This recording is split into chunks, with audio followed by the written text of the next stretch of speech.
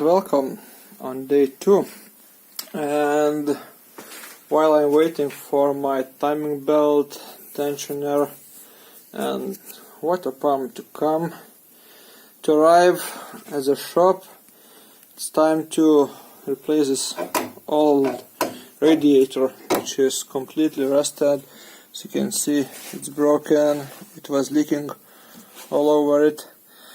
To remove this upper flange, it's an easy task, not a problem. Just unscrew one clamp and that's it. The main quest will be with the bottom. Let me show you something. It has, as you can see, it's very interesting. It has very interesting construction. On one side we have this one clamp. I need to undo it like moving it clockwise to unlock and then to push it out. And there are two more, you can see, like locks which are in place. I need to undo them as well. It's not such an easy task, but it's moving. Let's see what's happening here. Maybe I will be able to undo those without any specific issues. Not. It's moving, but I need to apply my both hands for this one. And then there will be no obstacles to remove this radiator. Okay, the old radiator is out and it's standing next to the new one. So let's have a few moments to speak about the whole progress and what might be the issues by removing it. So first of all, to get it out of the car, that screen, this one screen, in this location is preventing, well, by here to take it out. So you have to undo bolts in here and down here, this one, just to loosen it, and then it starts to move without any problems. Again, then you have to remove two very important things which holds all that assembly together on the top. So basically just unscrew those from here, and then you can take out the radiator, because this is preventing it from going out. Then again, let's turn it around about the assembly of the radiator itself. Well, as I was speaking, it has 3 flanges, which are, actually speaking, pain in the ass to remove. To remove all of this, you must undo this one.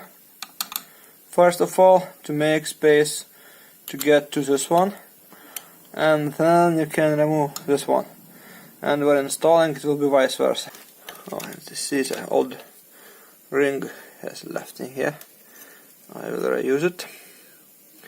Okay. What's next? Yeah, you can see it's corroded enormously. It was leaking all over it, and this sensor is a temperature sensor is dead. So basically, when the engine is very hot, the fan is not turning on. The problem is that some genius were fixing this car before, so instead of replacing it or trying to fix it in some way, what they've done is they have just cut off the cables from this one and send it to the cabin. The idea of sending it to the cabin for the switch is not very bad. Problem is that they have cut this very near. So I hope I will be able to fix it. I have finally done the installation of radiator, and it was very bad experience with that brand called Volcane. It's a rubbish.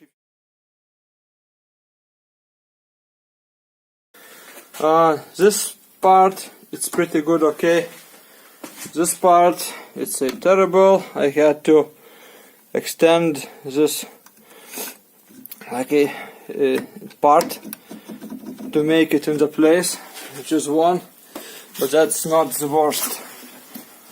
The worst part is in here, right here. Needless to say that such installation, as you can see, like, let me just take my tools to show you, like such flanges like this one, like this one, or this, which needs to go like on a plastic mountains, is a pain in the ass to install.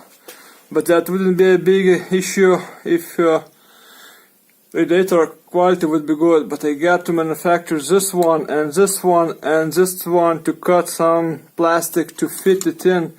It was really difficult to make it, but I made it. But I don't know how it will behave, if the radiator will not leak anyway.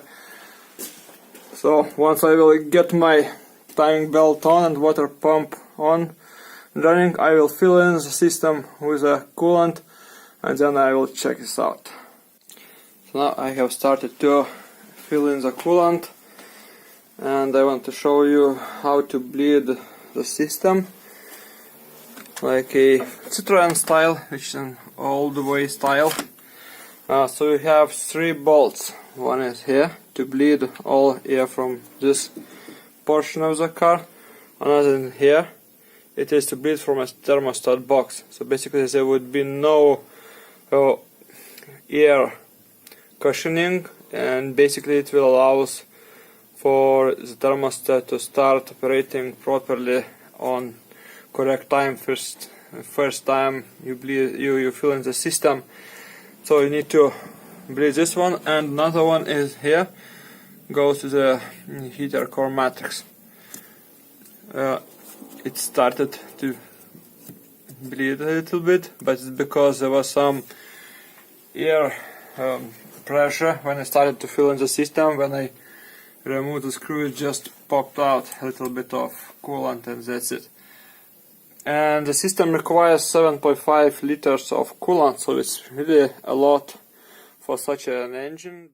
Everything seems to be alright, everything is working.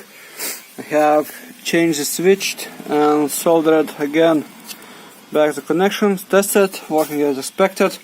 Also I have parallelly connected switch, left switch connected in the cabin, so basically on sports application you can turn it on earlier in case, or for example if this would fail you have like a backup.